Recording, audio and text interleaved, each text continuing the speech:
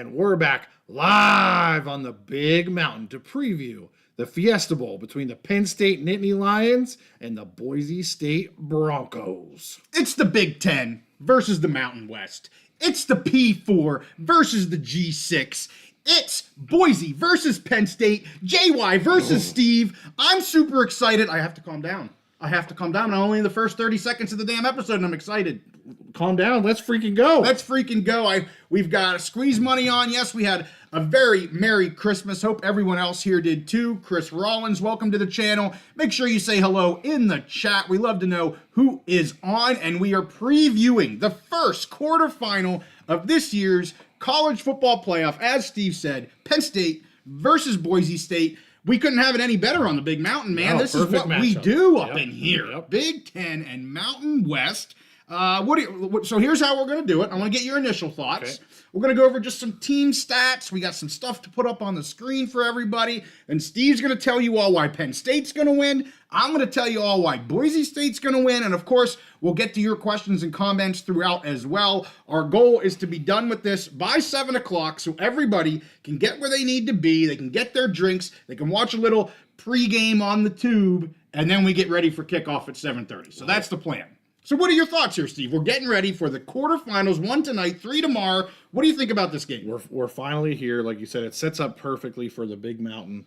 You know, my Big Ten team and one of your Mountain West teams. We've been high on Boise all year to make the playoff. We predicted it from the beginning and said they'd get a high seed. I was pretty confident Penn State would make it into the playoff. They're here. They're both into the quarterfinals. Boise got that bye, which was really awesome. Right. Penn State got the home game against SMU. That was awesome. So we're here in the quarterfinals in the Fiesta Bowl, which is really unique. Both these teams, a lot of history in the Fiesta Bowl. Yep. Both teams undefeated. Have played multiple times. I believe Boise's 2-0 in the Fiesta Bowl. Penn State, a little longer history in the Fiesta Bowl, 7-0. But some of those games were a long time ago. But still, both teams, a lot of history here. The fans know how to get there. Yep. The fans are used to going to this venue and seeing their teams win. And one of those streaks has to end. For sure. And this is the first matchup of Boise State versus Penn State. You mentioned that on our pick episode. Yep. So first time they're getting to see each other. It's great to have some of our Big Mountain dwellers on. We've got Chris. He's super excited. He says, we spoke this into existence. Yep. If only we had that much power. But yes, cheers, Chris. Good on you, sir. And as Squeeze Money says, this is the ultimate Big Mountain game. I mean, it is. Who knows if and when we'll ever get a game like this. And the fact that we get this in year 2 of our existence on the Big Mountain, just over our year anniversary, quite frankly, is quite incredible. Absolutely amazing. We were both super excited for the college football playoff expanding to 12 teams for this reason. Yes. You know, a G6 team actually having a chance to play their way into a playoff. Right. You know, Penn State the last few years, they always finishing second fiddle to either Michigan or Ohio State or whatever. So it's their first time getting the playoff, and now they're meeting. It's amazing. Awesome. So keep those comments coming. We'll check them throughout. That college football guy, Bill, is on. We're not getting snowed and it's raining right now. Yeah, we're close to the Maryland line. It's like a 60-degree rain right now. Yeah, we haven't gotten that cold batch that's due to come. Well, let's get into some of our stats here. We're going to go to the first slide, just some comparative types of numbers. And of course, yes, we're coming at this, Big Ten team that plays a Big Ten schedule versus a Mountain West team that plays a Mountain West schedule. I get it. They're not completely comparative, but just some things that I think stick out to me. So I want to talk about offensive stats here when you compare the two schools. When you look at, I'm not going to go through the offense here in terms of yards because they're pretty comparable. I mean, it's not overly different here between the two sides. The one thing that really sticks out here is third down conversions for both teams, very close to 50%. And you would expect that with two teams that are in the college football playoff. They're pretty darn good at third down conversions. Another one that sticks out here, Steve, is sacks. 12 sacks total that the Boise State Broncos have given up on Madson, who's typically been under center. They did, pull him out every so often, but mostly Madson. Only 12 sacks. That's amazing. I don't care what conference you're in. That's amazing. And only 15 sacks for Penn State. So two very good offensive lines at protecting their quarterbacks. And the other one that really stands out here is turnovers. And we'll talk about turnovers with the defense as well here, but only 13 turnovers for Penn State and a whopping 8 for Boise State, and you're going to hear me talk about that when I talk about Madson later on when I'm beating my Boise drum, Steve. But those are the three stats that really stuck out to me. You see at the bottom, they kind of said who's better. Boise wins 7-3. That's frankly completely irrelevant. It is what it is. But I thought it was interesting to look at some of these stats. What sticks out to you there? Yeah, well, very obvious. Both teams are rushing teams. Both teams averaging over 200 yards on the ground. No surprise with Boise having the best running back in the country, right, possibly one of the top all-time running backs. But both teams rushing offenses, ground and pound. They like to control the ball, not turn the ball over a lot. They're both really good in red zone efficiency. You always want to see over 80%. Both teams right around 90%. So just two good, solid offenses that don't make a lot of mistakes. Right. Run the ball, control the clock. And for me, and Penn State, honestly, they look like that average. They're not, I don't want to say average, but the typical Big Ten team. That's the winning formula. And I'll say for Boise, to me, they're not the typical Mountain West team, what you think of. Right. They compare nicely. We talked about this all season. They compare nicely to any of the Power 4 teams. Yep. Yes, they are in the Mountain West, but they have played basically similar to what the really good football that you'd expect to see in both the Big Ten and the SEC. So to me, just, again, very similar styles of these teams. For sure. Well, let's look at defensive stats when we go back and forth again. We have another slide here that does the same type of deal. Again, a couple items that just really stick out to me when you look at sacks. And, of course, we're going to have to talk about that here, because Boise State, with one of the top defenses in the country, I believe they were number 2. They finished the season number 2 in total sacks here with 51. Penn State with 36. Nothing to sneeze at, of course, there with 36 sacks. That's really good as well.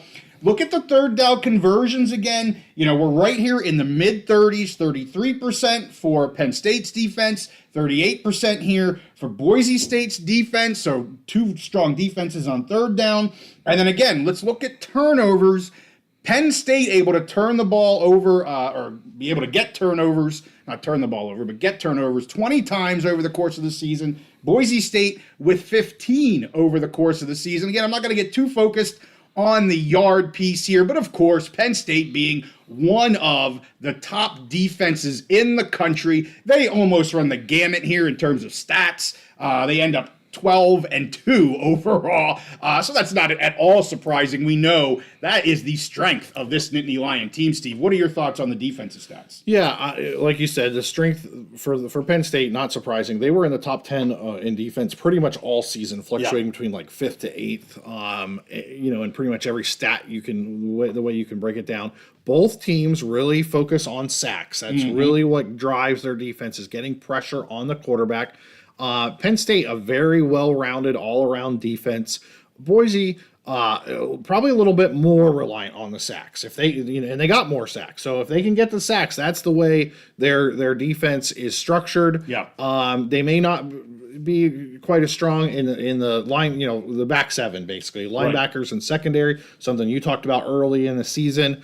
But if they can rush the quarterback and get to the quarterback, that can disrupt any offense and really provide a good strength for the defense. So you would think, it looks like, with that advantage Penn State, however, the way Boise can neutralize that is getting those sacks. If they get 2 or 3 more sacks than Penn State does, that could neutralize everything. Well, and the way Boise does it is they have really 2 good end rushers. I mean, I know you're going to talk about Penn State's end rushers, and Boise has them too. They also really like to bring the safeties up. Tubner's going to be playing in this game. He hasn't played for several games for Boise State. So we're kind of entering this game with both teams about as close to 100% in terms of health and having all of their players as any team would want to be entering a quarterfinal game of the college football playoff. So that's fantastic. I have one last slide. Again, just another comparative here, a little more in-depth with some of these stats. So I'm not going to go over this in too much detail. And I kind of forget where I even got this one from. But just a couple things I want to point out here on this third slide. Again, when you look at win probability, of course, it's about 78%. It's an 80-20 for the most part here that everybody thinks Penn State's going to win. This is projecting points to be 31-21. So right there at the Vegas line, right at that 10.5.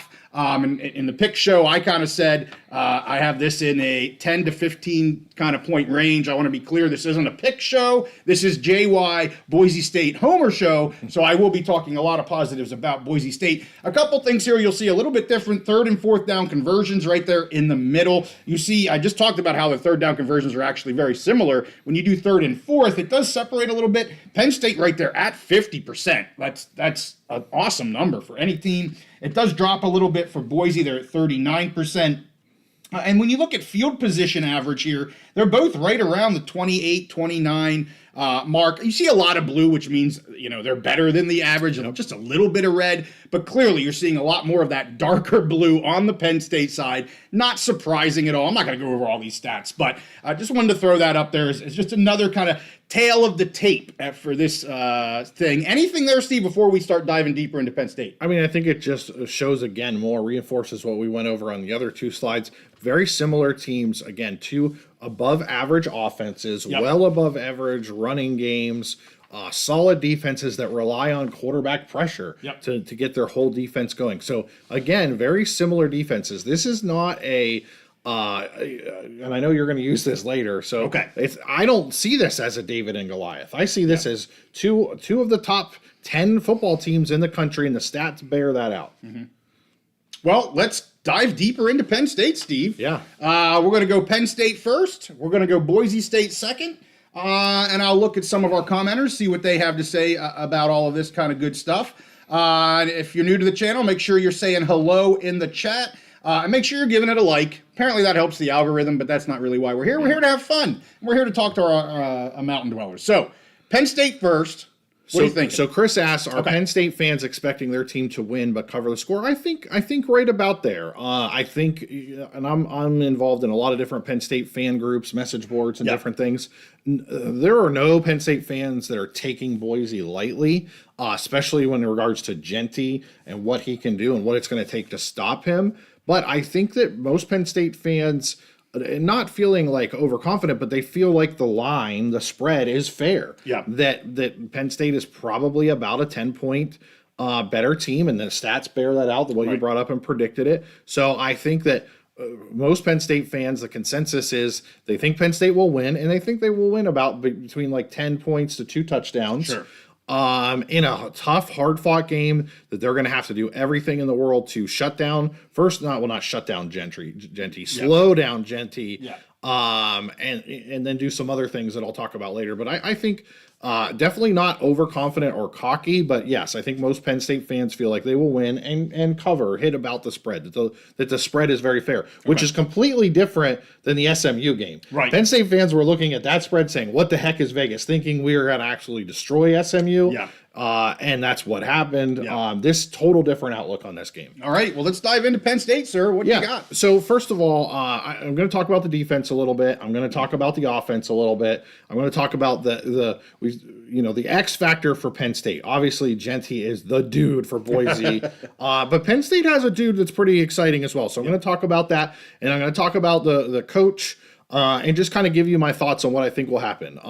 So first of all, talking about the defense, we talked about both of these defenses. It starts with the pass rush. The pass rush is the key to getting the rest of the defense to work. And you saw in the Big Ten championship game, the pass rush for Penn State, they got Dylan Gabriel out of the pocket, but they didn't bring him down. They didn't put enough pressure on him, and Oregon put up a ton of points, and they lost that game. One of only 2 games they lost this year. So that is the key for the Penn State defense. And on one side, you got Abdul Carter, absolutely amazing. Won a ton of awards this year, Big Ten Defensive Player of the Year, won a bunch of other awards. Absolutely amazing pass rusher. Came in wearing the sticks, the number 11 as a linebacker at Penn State. Very similar to Micah Parsons, and then moves to the defensive end pass rusher role this year, which was obviously perfect for him. He is an absolute beast. He is a monster. Anybody who he's beating his guy every time. But whether he gets held, whether he actually gets to the quarterback, who knows? But he is just an absolute monster, and teams are doing everything they can. They're putting a tight end over there. They're chipping with a running back. Dude is a monster. And then on the other side, you got Dennis Sutton, who was a 5-star player, decided between Georgia and Penn State. Not the freak athlete that Abdul Carter is, but a very solid pass rusher and very solid against the run, where he's probably stronger than Abdul Carter against the run, although Carter is a bit of a tackling machine, but Denai is just probably a little more solid against the run. Yeah. So that's where it starts. Their tackles, they got 5 or 6 good tackles that can rotate through. Linebacker started a little rough this year with some injuries and different things early in the season, but Rojas has really come in, the really good linebacker. The linebacker group has come together, but that is one area when you're facing Jeanty, you need your linebackers filling those gaps. Right. One area that makes me slightly nervous, and then the secondary. They did lose KJ Winston early, I think in the second game of the season. He was basically the quarterback of their defense, but the secondary has been fantastic. They have 3 great safeties that can all play. They're good in coverage. They can come up and stop the run. And then their corners, 2 SEC corners they brought in, A.J. Harris on one side, Kimber on the other side, Georgia and Florida. A.J. Harris, I have no idea how Penn State got this guy. A 5-star recruit, goes and sits on the bench or is a backup 1 year in Georgia, comes to Penn State, number 1 starter, lockdown guy. The guy is a future NFL player, and Kimber too. So, really SEC speed playing on a Big Ten physical defense, just, but for the linebackers and the secondary to be successful, they need that pass rush to get home. Right. And for this game in particular, they're going to need the linebackers to come in and fill those holes because, and I know you're going to talk a lot about Jeanty, the dude would be the leading rusher in the country in just his yards after contact. Yes. So it's not going to be, you can't just determine, it's not just the first guy. It's a lot of times it's the second and the third guy coming in. So they're going to have that gap responsibility. And they've done pretty good with that this year, especially as Rojas has developed and come on. I was just going to ask, so Chris, speaking of the Penn State defense, Chris asked a question about how, you feel, and you watch more Mountain West than you probably ever thought you would. Yeah. But how the Penn State D-line ranks up against a typical Mountain West D-line. And, that's kind of a question of how well are they going to, and you kind of talked about that with the line, the linebackers filling the gap. Yep. Clearly, the Mountain West is the Mountain West, and the Big Ten is the Big Ten. But how would you answer that question when you look at those comparatives? Well, generally, I think Big Ten defensive lines are going to mostly just be better than Mountain West defensive lines. And honestly, I think Penn State has top 5 to top 7 or 8 defensive line in the country. Now, Boise is not your average Mountain West team. I think the closest that Boise has seen this year, the 2 are Oregon and UNLV. Yeah. Both games, Jeanty was still able to get his. Now, Oregon had some injuries early in the season. I think maybe a better comparison is that UNLV D-line, which, again, Jeanty was able to get his, but boy, did they make him work for it. Yes. And I think we'll see very similar. So similar to the UNLV D-line, but maybe kind of just +1 in talent, just the freak athletes that not very many teams in the Mountain West have. Yeah, the biggest test he had in the Mountain West was the UNLV games. There's no doubt about it. That is a very strong defense. Yep. If you look at what that defense did against a very good Kansas offense, a good Syracuse offense, it's not that he, didn't play good defenses. I'm telling you, the UNLV defense really good. Was a very, very good defense, and they had to play them twice. Yep. Oregon was a very good defense, and against San Diego State, that has a decent defense. I'm not going to set the world on fire. They were stacked. I mean, they were selling out to stop the run. Yep. That's all they were doing. When you look at the score, a lot of the scores came on passes at least early on, because all San Diego State was doing was loading the box, stopping Jeanty. That's all they cared about.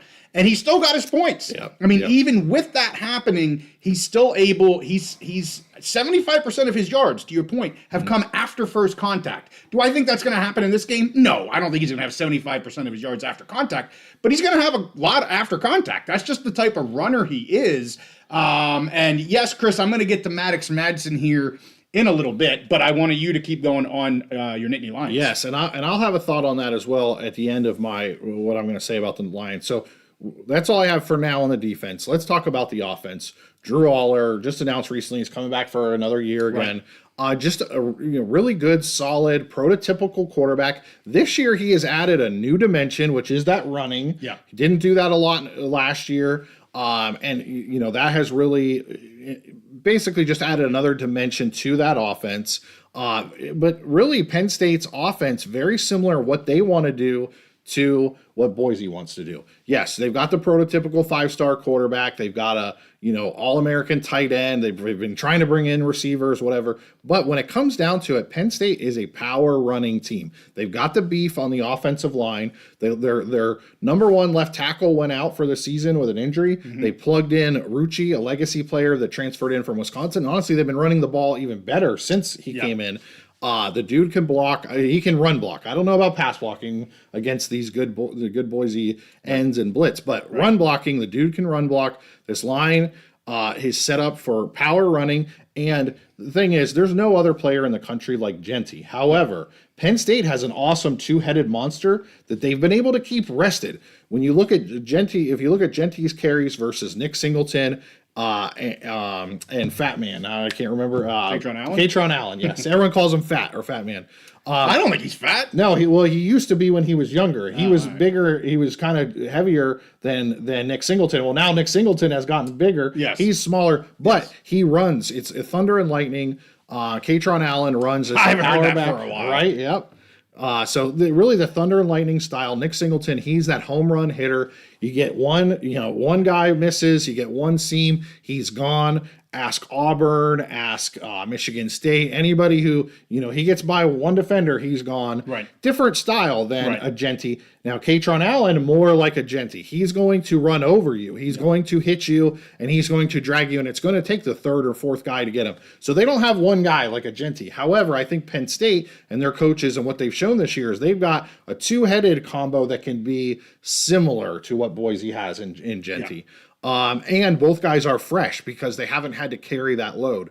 Both guys are coming in healthier than ever. Now, the biggest weakness I will say on the Penn State team, the wide receiver core. They brought in Julian Fleming from Ohio State, but they just have nobody that really has taken the role as a number one wide receiver. Harrison Wallace III, Trey Wallace, really good, solid receiver, made some plays against USC, against Ohio State. I mean, different times this year has made some plays and looked good, had flashes, but not consistently enough to be that number one guy. So that's one area where you think maybe there's a little bit of a deficit.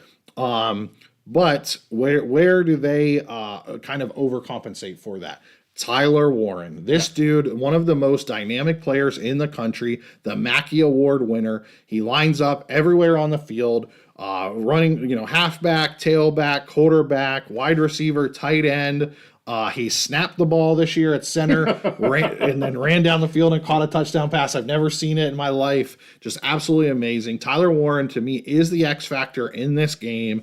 They don't have the wide receiver core, but I think Tyler Warren is going to cause nightmares in that Boise State secondary. I don't know if the linebacker, you can't cover Tyler Warren with a linebacker. Right. You just can't. Right. So you got to cover him with a safety, a defensive back, and I really just do not know if Boise has anybody that can cover him. And that's not a knock on Boise. Almost nobody's been able to cover him this year. The teams that have had the most success have bracketed him with two people, over and under. Boise's going to have to do something like that. But, even when teams have done that, he's been able to run roughshod. That's the guy that I think is going to be the X factor, is going to be the key to that explosive offense for Penn State, and which I think is going to come in and be the difference in the game. I think Singleton and Allen will be able to kind of equal Jeanty as a combination. And to me, the difference will be two things that I'm going to talk about.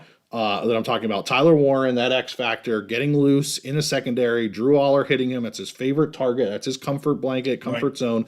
And then the other part goes back to Chris's question. I think on the defensive side for Penn State, they will be able to just contain Jeanty, not stop him, but contain. And it's going to go on Maddox Madsen. There you go. Always get tongue-tied there. On his shoulders. And in my opinion, that pass rush of Abdul Carter, Denai Dennis Sutton, and the secondary are going to make things miserable for Maddox. Yeah. And that will be the story of the game. Tyler Warren running through the secondary, and Madsen having those problems. I think those are the two differentiators in this game. Well, and it's going to be interesting for me to see how Boise handles Tyler Warren. Mm-hmm. Are they going to try to cover Tyler Warren? Or are they going to try to if you can't throw the ball, you can't catch the ball. And are they going to just throw the kitchen sink into the backfield, try to disrupt Aller throughout the entire game, which has kind of been their MO for the most part. They don't blitz every freaking down, but that has been their MO. That's why they're so high in sacks. That's why they're high in tackles for loss. What are they going to do? Are they going to stay with that? Are they maybe going to try to change things up? To your point, not having great wide receivers, let them go one-on-one, isolate and contain Warren. And then, if the blitz gets there, it does. And if it doesn't, it doesn't. That's not really the way they've played. I'm anxious to see how Boise comes out here early on. What is their game plan? What is their scheme defensively? Is it to just kitchen sink to Aller and not worry about the receivers? Because if he can't throw, it don't freaking matter. Or are they going to kind of back off a little bit? I have no idea what they're going to do, but I'm anxious to see what they're going to do. Well, Double O'Neill points out Boise had 51 sacks. I think he missed our slide earlier that you covered. Well, we got a couple newbies on. We got Mike is on, Double O'Neill. Appreciate all the chatter on the comments. So keep right on going. We love that, and we'll get to some of your questions as well. But yeah, sorry, go ahead. Yeah, and Big Mama 69, a longtime viewer, says Tyler Warren is overrated. I guess we'll see about that. We'll see if the Mackey Award winner is overrated. But those are two keys to the game, and I don't want to get too much into what Boise has to do to win. But yes, I think your question there, that is the thing. What are they going to do with Tyler Warren, and can they get to Aller before he can get the ball to Warren? That's a key question. A lot of teams have had to deal with that this year, and with very mixed success. Sure. All right. So my last thing that I want to talk about with Penn State is their coach, James Franklin. There's this, national media narrative. Oh, James Franklin doesn't win the big game. Well, he in 2016, as he was bringing the team back from sanctions, he beat Ohio State, won the Big Ten championship. But since then, he struggled to beat Ohio State for many years, and then over a 4-year period that they were cheating, he struggled to beat Michigan. It's one of those things where, he can't win the big game. Well, there's not very many teams that are consistently beating Ohio State. There are a top 2 or 3 team in the country. So I want to look a little deeper, because it's easy to just say, he can't win the big game. Well, when you look at his bowl record, when you look at his record against those big teams, they are beating the teams that they should beat. The teams they're not beating are the Ohio States that they're that is 9, 10, 15-point favorites to them. So for me, is a coach beating who they're supposed to beat. So I thought the stat was interesting. I've been telling you on other episodes that James Franklin's record against the spread is phenomenal. It's one of the top records in college football. So Penn State head coach James Franklin, and I think we have this up on the screen here, is an outstanding 20-2 against the spread, and a perfect 23-0 on the money line over the last 5 years, when he is between a 1 to 3 touchdown favorite. So if they're a touchdown favorite, and they're not counting those games against like Idaho where they're 39-point favorite. So between 1 and 3 touchdowns, so we're talking between 7 and 21 points, the dude is amazing against the spread. They win those games. They don't lose those games. That's just the way it is, especially in the last 5 years. Now, early in his time at Penn State when they were coming back from the sanctions, it was a little bit different. But the guy is fantastic against the spread. And what is the spread in this game? 10.5 points, 11, right around there. So I'm not saying that's a guarantee of winning. What I'm saying is these are the kind of games Penn State just does not lose under James Franklin, especially over the last 5 years. He gets his team up. They perform well, they perform right where they're supposed to be, and yes, they often lose by 1 touchdown to teams like Ohio State. And Boise, fantastic team. They earned their way in here. They earned this seed and the bye, and to be able to play in the Fiesta Bowl. But to me, they're not quite at that Ohio State level. And so, I talked about on defense, the pass rush. We talked about on offense, getting the ball to Tyler Warren. And I think the coach, the way he has led this program, when they lost that game to Ohio State, he had fans going crazy. He just consistently keeps this program on an even keel, not too high, not too low, 1-0 mentality. And that's their mentality this week. Like it is every week. And so I have my faith in James Franklin, and I think they win and cover the spread. Double O'Neill says that Franklin's 5-21 versus top 12 teams. I'm assuming that's correct. I don't know. Yeah, which is I think 11 of those are against Ohio State.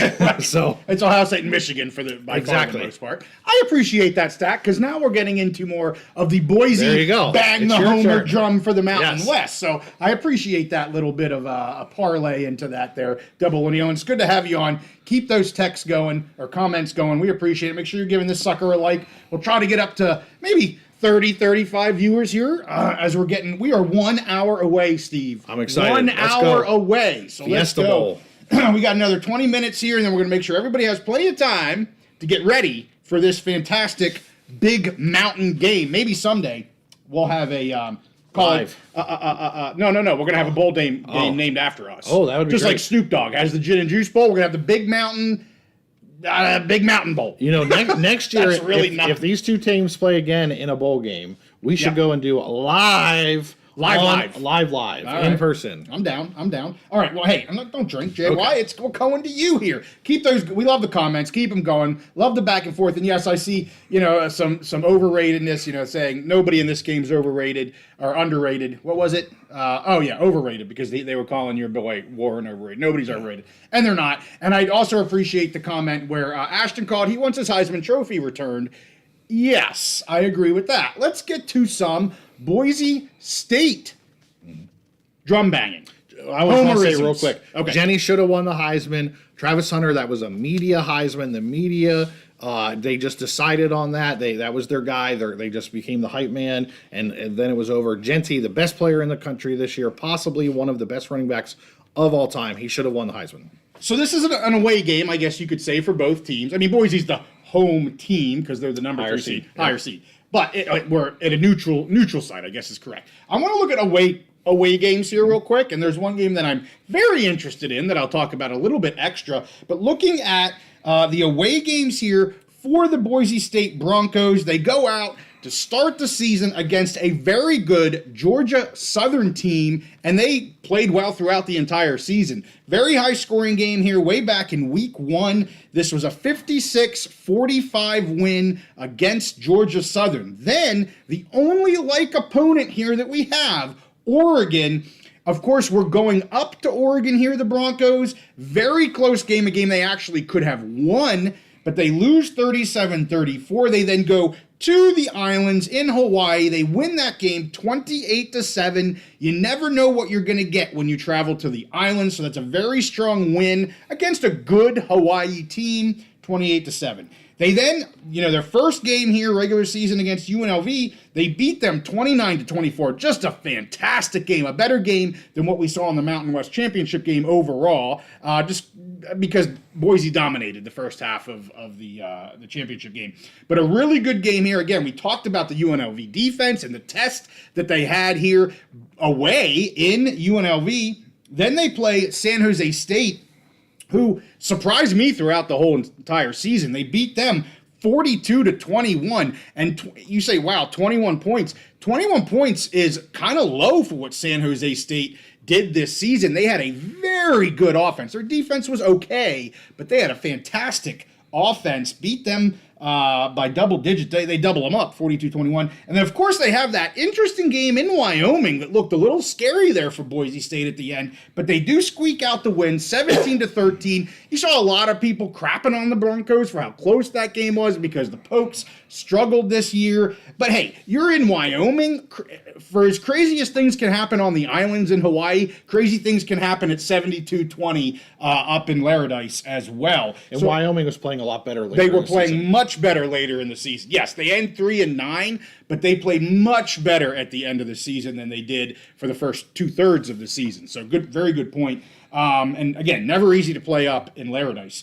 Now, I want to talk a little bit more about the like opponent, Oregon. So, a lot of these teams, there isn't like opponents. It's SEC versus Big Ten, Mountain West versus Big Ten. You're like, what's going to happen? And I get it. We play Oregon here, Boise does. Back early in the season, they had certainly some starters out, especially on the O-line back then. But I'll tell you this much. Oregon didn't want to lose that game because they wanted to be undefeated for the entire season, which they ended up being. But for people to be like, oh, that's a different Oregon team, be that as it may, they absolutely were not going to lose at home in Autzen to Boise. And let me tell you, watching that game, the fans weren't going to let the Ducks lose that game in Autzen Stadium against Boise. Of course, Penn State here loses in the same type of deal. They had to travel to a very difficult place to play. They lose 45-37. So both teams here coming into this with their like opponent, both in Oregon by one score. Well, Penn State's was in the Big Ten championship game, so it was in. Oh, I'm sorry, it wasn't. So it wasn't a true away game. I'm sorry, you're right. It was not at home for Penn State. Yes. So okay, my apologies. Thank you. Yep. That's why I have you here. Yes, Steve. I'm here. But still not a home game. Neutral type of thing. Yep. But I think there was much more Penn State fans there. You were there. It was the crowd was a little bit more 75% Penn State Penn fans. State. So be that as it may, and yes, that is Oregon at the end of the season when they are running on all cylinders, as some people like to say. I don't discount it. It is a like opponent, and I think it matters. I want to talk now here a little bit about your coach. You talked about James Franklin, and I'm going to talk about James Franklin. Got a quote from him here, and we're going to get into Jeanty, the Heisman Jeanty here. It said Penn State coach James Franklin corrected a reporter here just this week, I believe it was, when in the pregame news conferences, press conferences and thing, who referred to Jeanty as one of the best running backs in college football this season. He corrects him and says, not just this season, this is one of the best running backs in the history of college football. Yep. You see some people trying to throw shade at Jeanty here. I appreciate Franklin, telling it as it is, quite frankly. This kid is totally legit. You can get tons of comments, not just this one, tons of comments from Penn State telling you how difficult they think it's going to be. And we kind of led with this to some degree, how difficult they think it's going to be to contain Heisman Jeanty. Yep. And it's going to be interesting to see how that works, because Jeanty has said he's darn near 100%. He feels great. Mm-hmm. I saw commenters saying how much these couple weeks off has been a benefit to Boise, and I agree it has. They're about as healthy as you can hope here in late December, December 31st. So we'll see. Another one here I have is this is Ashton Jeanty in his 13 games versus Penn State's rushers. And you talked about them in their 14 games here. Jeanty with just under 2,500 yards. Will he catch Barry Sanders tonight? That is a question. We will find out. He has 29 rushing touchdowns. He has 344 carries. When you look at the Penn State rushers, they have a lot more carries, 527. Of course, they have a few more rushing yards here at 2,800 and just 2 more rushing touchdowns at 3,100. But that tells you how dominant this kid has been this season. Again, I have your coach up there, Franklin. Probably should be a split between Allen and Singleton. I mean, I think it works. I think it works because obviously, as Franklin said, Franklin has a lot of respect for Jeanty. Yeah. And he has instilled that in the team of they better respect this dude. Like, it's not just props for nothing. It is real respect. And Tom Allen, I want to go on just to read a couple of his quotes as well. Tom Allen, which is the defensive coordinator for the Nittany Lions, in regard to Ashton Jeanty here, he says, he doesn't go down. I mean, he gets hit and he has tremendous balance. I just think the ability for him to break tackles is really phenomenal. We played a lot of good backs over the years, but he's going to go down as one of the greatest we've ever played against. Again, that's Tom Allen, DC, for the Nittany Lions.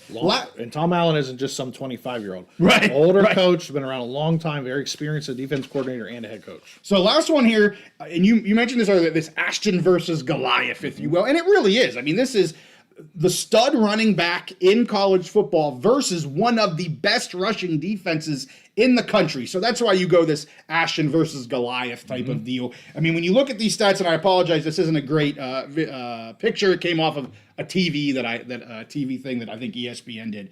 But when you look at Jeanty here, his rush yards per game, 192. And you look at Penn State's defense, 100 yards per game. So he's almost doubling up what this defense is going to do. I'm going to get into my thoughts of what Ashton does here in the game in a little bit, my prediction. When you look at yards per game, of course, Penn State's defense right around 3. Ashton's 7, because he's just able to knock off these home runs every game. Yep. You think he's contained, and all of a sudden, bam, he hits a 70-yarder, and it's a touchdown. You look at rush touchdowns.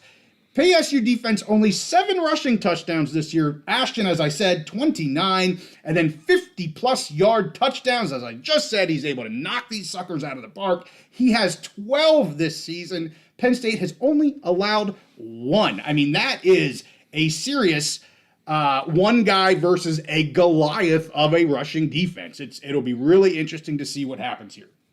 So the last piece I want to talk about here, we all know about Ashton, and we had some commenters talking about Madson. You said on the pick episode, you think he is where the difference could lie for the Broncos, at least on the offensive side of the game. And I don't disagree with you. Last slide here just shows some of the stats. I don't think a lot of people know, if you're not a Boise fan or a Mountain West fan, who Madson even is. You know, they weren't sure if he was going to be the starter to start the year. I was banging his drum all offseason, regardless of the transfers they picked up. Of course, they get that wonderful kid from USC, Malachi Nelson. Everybody thinks he's going to start just because, he's a 5-star kid from. And I said, no, Madson is who they want behind center because he controls the offense. Well, guess what? He controls the offense. And here, just pulled this off of ESPN. You see some information, his stats versus AP schools, which of course is going to be UNLV and Oregon. That's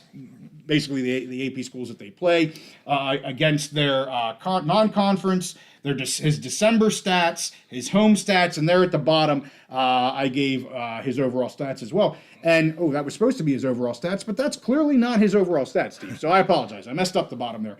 But anyway, this kid is exactly what they need in this offense. We talked about early on the lack of turnovers for Boise State. A lot of that is because of Madson. He makes the plays typically that he should. He doesn't turn the ball over. He doesn't do more than he needs to do. He is a mobile quarterback. When he has the option to run, he will run. Now, he's not a running quarterback, but he is able to, and you saw that in the Oregon game, able to pick up yards on the ground. And I think what nobody's really talking about here, quite frankly, and this goes with Madson, but that's OC Dirk Cutter. He is a phenomenal offensive coordinator, gobs of history in this game. We talk a lot, I should say Steve talks a lot about coaching at the college football level, both in terms of heads and coordinators.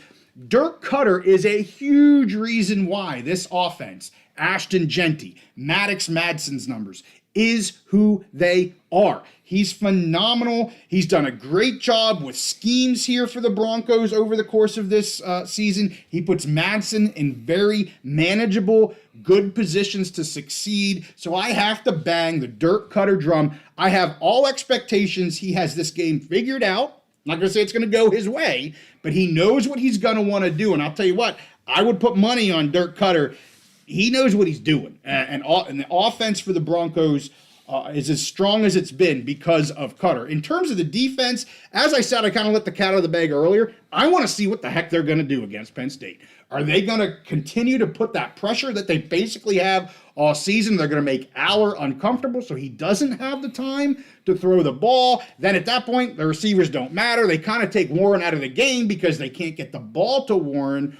Or are they going to try to play pass protect, so to speak? I don't think they will. I don't think they pay. That's not what they've done all season. That hasn't been their MO.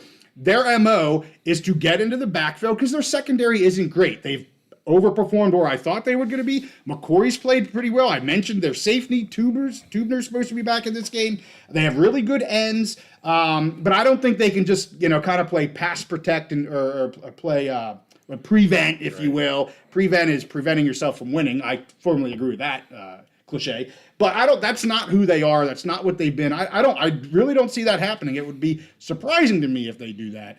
And I'm anxious to see what they do schematically here on defense versus this really good offense. But Aller has shown if you can rattle him, now not so much this year. He's been much more under control this year. He's older, more mature, more comfortable with the system. Again, I talk Cutter. You can talk about your offensive coordinator, who I think has done wonderful things for Penn State. But when a kid doesn't have time, it really doesn't matter. I don't care who the quarterback is. Look at the NFL. They don't have time. Who cares? If you're on your back, you can't complete a pass. Exactly. Or throwing off your back foot, that's when you make bad decisions, bad passes. So I'm anxious to see here what they're going to do. And that's it. What do you have to say about me banging all the Ashton Jeanty, Madson, Dirk Cutter, pass rush drum for the Boise State Broncos? Like you mentioned, we talk a lot about all season, the last couple seasons since we've been doing this, about those combinations, the quarterback, coach combination, whether that's the head coach or offensive coordinator. If you can have that, just the two guys that are locked in, they're on the same page. Yes. Good things happen, and that's happened this year. Last year at the end of the year, we compared Talon Green and Madson, and I told you at the time, Madson is a weapon. Talon Green is a liability. Right. And so they made the right decision. Well, maybe Green made the decision to go chase more money in the SEC. Right. But it worked out great for them, and I agree with you on Cutter. Sometimes football fans in general, national fans, they hear Dirk Cutter, they think about his time as a head coach at Tampa Bay. It didn't go so well. Matt Rule flamed out as a head coach in the NFL. That to me is not the important part. It's what's his role as an offensive coordinator. Getting him in there and matching him up with Madson has been fantastic. Yep. You and I are on the same page. A lot of the stuff with Jeanty and everything. I think Penn State, it's a major matchup. Jeanty versus this Penn State defense. I think Penn State defense will be able to do enough that basically the Penn State Thunder and Lightning duo will be able to kind of match Jeanty, similar kind of offset. And I think that the keys to the game come down to, and it's similar to what you said, for Penn State, for their defense, it's can they get to Madson and make him make mistakes, sack him, make him make mistakes. And on the other side, when Boise's on defense, can they protect Drew enough time for him to get the ball off to his favorite weapon, the most dynamic player on Penn State's team, which is Tyler Warren? I think Penn State will have the advantage, but those are the two areas that I think the entire game comes down to. So I got a couple questions. We got JEH in the house. Of course, he's a West Coaster. Yeah. So this is a little early for him. This is much earlier than we usually do our live shows, but we got to get it in before we go to the game, which is about, 40 minutes away here.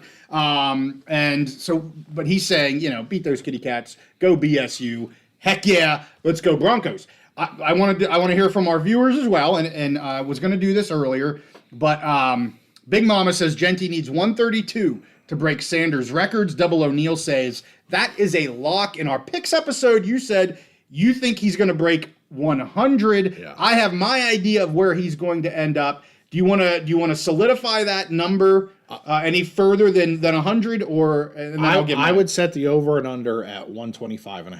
Okay, 125.5. He's right there. So I think I am with Double O'Neill. I think he does break it, and I am closer to 150.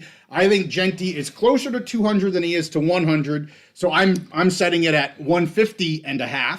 I think his over-under is 150.5, and I'm taking the over on that because I think he is closer to the 200 mark than he is the 100 mark. But we shall see. I totally understand what you're saying. And we talked about the David versus Goliath. I mean, Penn State is going to be the best rushing defense he has played. He's played some good ones. He hasn't played Penn State's defense. Can I offer two overall CFP thoughts that tie in here? Yeah, go. Well, first of all, JH says, how about that Alabama Crimson Tide? Yeah, they crapped the bed again, as far as I saw. When I left, Michigan was beating them. I think that was won. final. Yeah. Yeah. And again, Paul Feinbaum and all you SEC homers, okay? Just shut up. Just freaking shut up, because you look like idiots, okay? And I predicted Michigan to beat Alabama straight up on our pick show. I took Michigan plus the points. Yes, you did. And said they'd beat them straight up, and that's what happened. Michigan played really good down the stretch.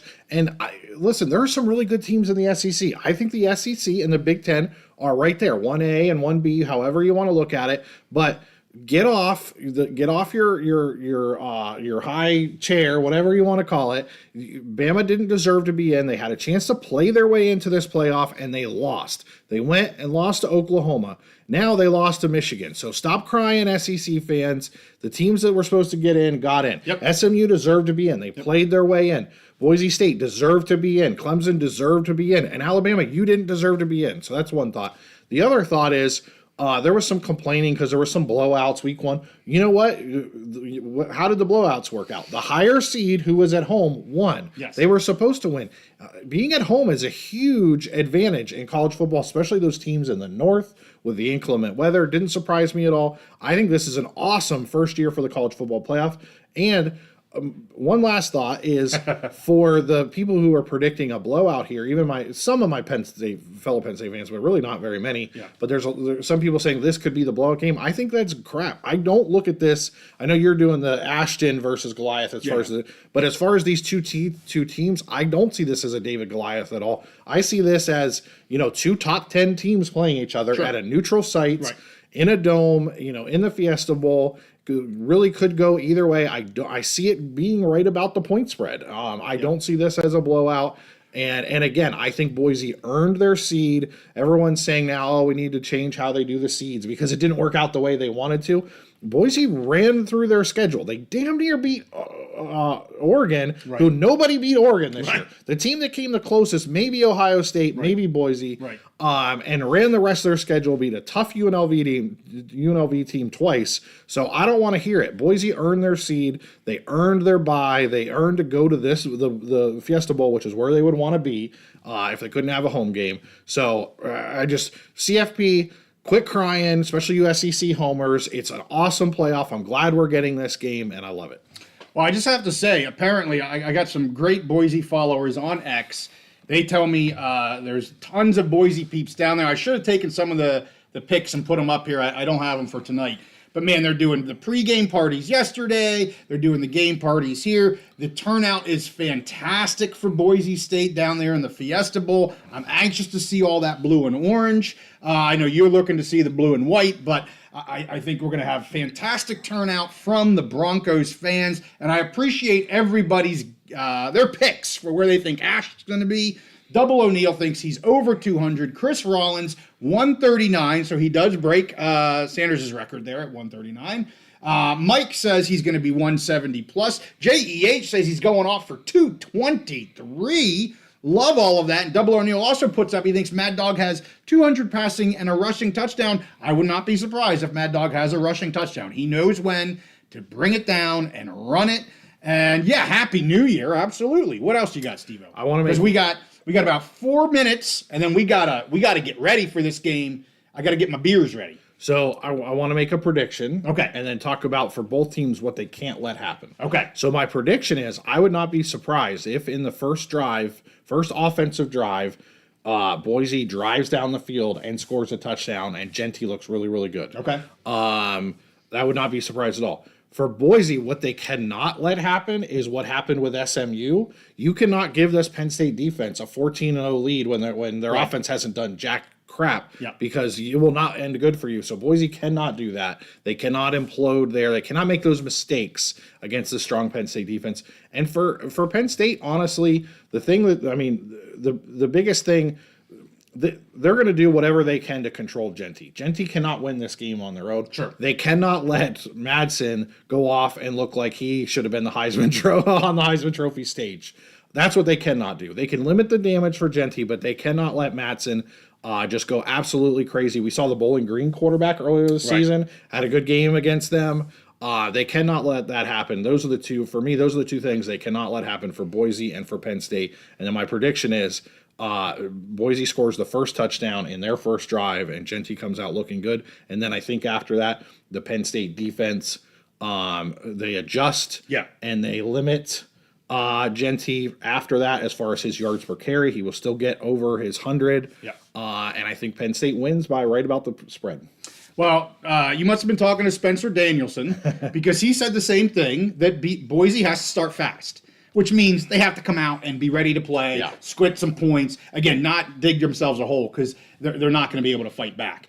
So Spencer Danielson, that was kind of his quotes that I saw. They have to start fast. They have to be ready to go. Whether or not they score a touchdown on the first drive or not, of course, Boise would love that. But they've got to be able to move the ball. No 3-and-out crap. You got to show that you're going to be able to do something here. And then in terms of the picks here, we got JEH saying Boise 30, Penn State 27. And to your point about Maddox Madsen, I nothing so far. Now, again, it could happen tonight. I hope it doesn't happen tonight.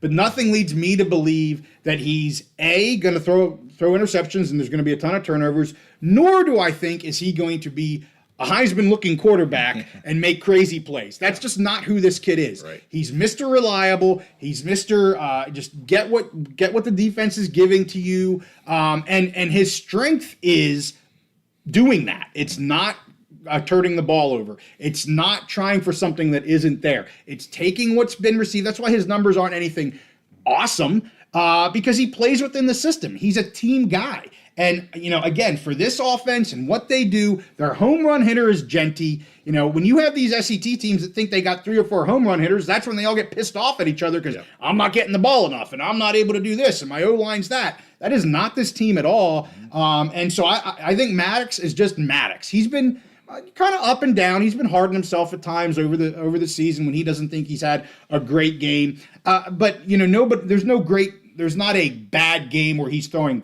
3 interceptions. That's not his bad game. His bad game is missing some receivers that he should have had. His completion percentage maybe being off a little bit. Hell, I'll take that out of any quarterback in college football, considering, to your point, what Green was last year. He was like night and day. Home run or look like poo-poo on a stick. That's not who Maddox Madson is. So I hear what you're saying about him. I don't think you're going to see him be the difference maker to the positive, and I don't think you're going to see him be the difference maker to the negative. I think he's just going to give what the defense gives him. Take what the defense gives him. I don't think anybody thought the Bowling Green quarterback was going to have a game because he did. Vince cannot let that happen. And okay. Who was it? Squeeze Money says, don't throw 2 pick sixes. That's good advice. There you go. Well, with that, we are at 7 o'clock. Happy freaking New Year. I mean, this is the best way for me to enjoy it. Yep. I don't go out. I don't watch stupid crap drop. It's raining here in Pennsylvania. Yep. I couldn't care less about being outside. I'd much rather be watching some serious college football, and nothing better than Penn State versus Boise State. Happy New Year to you. Happy New Year to our Mountain Dwellers. Absolutely. Happy New Year to our producer, PWB Productions. Thanks for guiding us all year. Thank you guys so much. We love doing these live shows. We had a lot of great commenters. Awesome times. 30 minutes until kickoff. I have to say, go Broncos, bleed blue. We are Penn State. There we have it. With that, we'll see you guys next time on The Big Mountain.